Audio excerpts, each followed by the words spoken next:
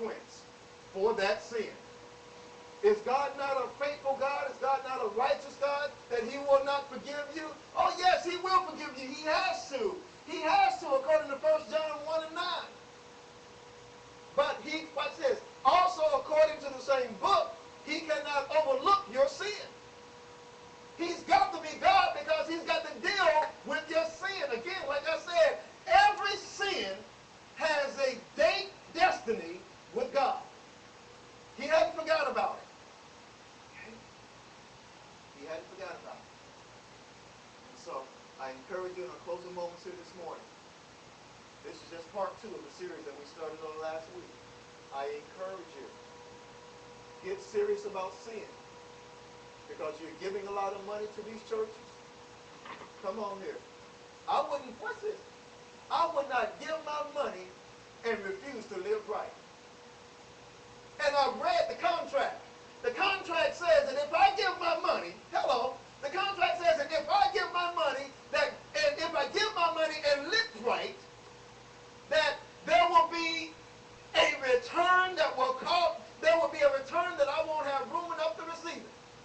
That's what's in the contract, folks. So then why would I give my money and not live right? Hello? Why would I live right and not give my money? They go hand in hand. You want to be blessed? How many folks in here want to be blessed? Folks, being blessed, the key to being blessed is not how much money you give, but it's the life that you live. Hello? It's the life that you live. And I am convinced. Next week, I'll just tell you right now. Next week when you come in here, the message will be sin. I'm going to preach it. Hello, somebody. I'm going to preach it until I start seeing the fruit come off of it. Oh, come on here. Somebody give the Lord a praise.